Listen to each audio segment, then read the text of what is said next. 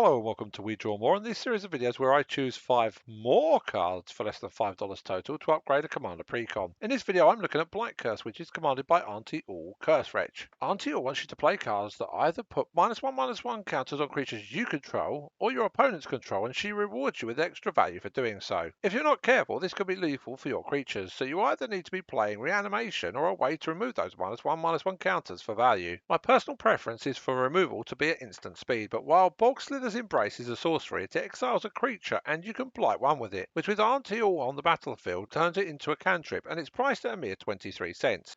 I love a card that gives me options. It means I get to make tactical choices depending on how deep into the game we are. And Hollow Merc Siege and Enchantment for black and green gives me two choices that are both relevant. Either we get to draw a card when we put a counter on a creature we control, but only once a turn, which gives us extra draw on top of Auntie Ool's abilities, or whenever we attack we can put a +1/+1 counter on a target creature and it gains menace. The hope is that the +1/+1 counter wipes out a -1/-1 counter, which helps to keep our creatures around for longer. Hollow Merc Siege is priced at 65 cents. Noxus Hatchling is a 6/6 elemental for 3 generic and 1 Golgari hybrid mana that costs 40 cents. A 6/6 for 4 mana is generally good, however it comes into play with two -1/-1 counters on it, which, if Auntie Ool is in play, would draw us a card. Then when we cast either a black or a green spell, we can remove a -1/-1 counter from it, which means we can use it as a safe place to put our -1/-1 counters because we can easily remove them when casting our spells. My fourth choice is Amit Eternal, which is a 5/5 zombie crocodile demon for 2 generic and black that costs 66 cents. It has a flick 3. Whenever this creature becomes blocked, defending player loses 3 life, which is a great form of evasion. And whenever an opponent casts a spell, put a -1/-1 counter on Amit Eternal. With Auntie in play, we get to draw a card every time this happens. And if it lasts your next combat phase and it deals combat damage to a player, you can remove all the -1/-1 counters from it. At the very minimum, it's 3 mana to draw 5 cards, and then anything over that is simply superb extra value. My last choice comes from thinking about needing graveyard recursion.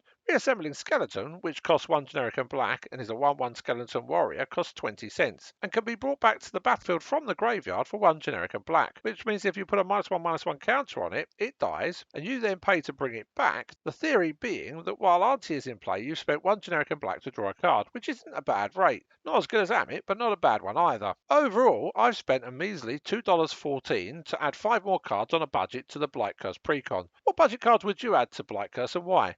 Let me know in the comments.